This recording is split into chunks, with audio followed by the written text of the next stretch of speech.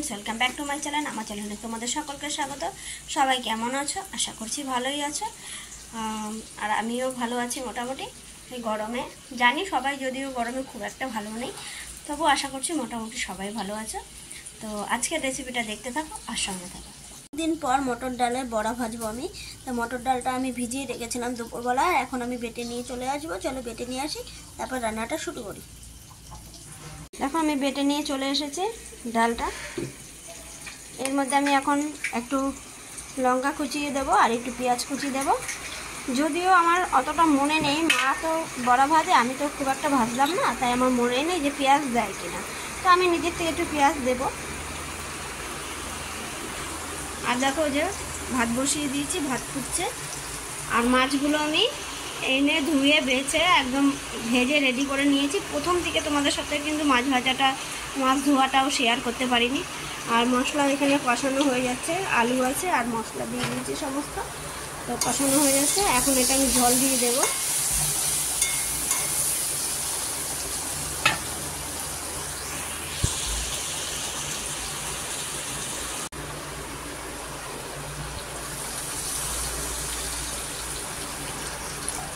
জল দিয়ে দিলাম, জলটা ফুটে গেলে ভালো করে এবার মাছটা দিয়ে দেবো।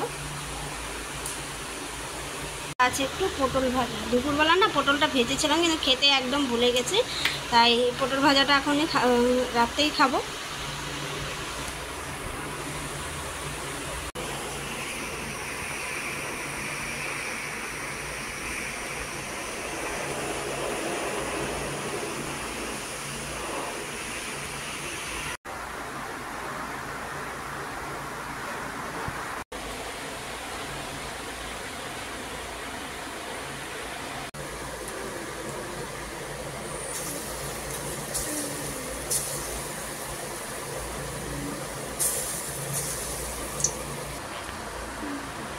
তো আজকের রেসিপিতে কিন্তু মেন রেসিপিটাই হলো কিন্তু মটরের ডালের বড়া।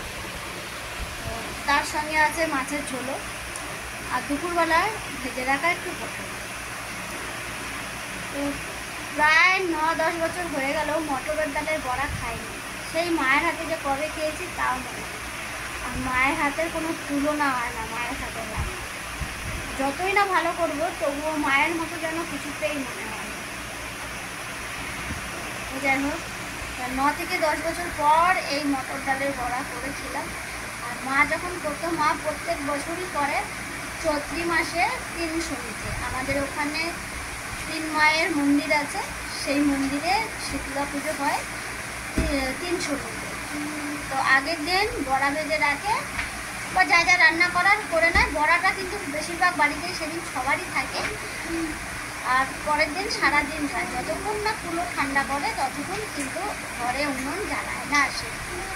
এবং কি চাও যদি খেতে হয়, বাইরে হয় ইট পেতে, কেউ তোলা উনান আছে সেই উনুন নিয়ে, কেউ স্টোভ নিয়ে বাইরে গিয়ে জ্বালিয়ে চা করে।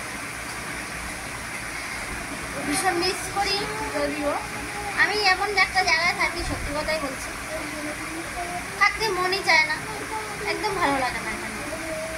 শুধুমাত্র এই কারণে সেরকম লোকজন নেই, মানে আমরা একটু পাড়া প্রতিবেশীটা বেশি ভালোবাসি, সেটা এখানে নেই। এখানে সব হাই স্ট্যান্ডার্ড লোক, কেউ কারো বাড়ি যায় না, কেউ কারোর সাথে কথা বলে না, যার যার মতো শেষে থাকে।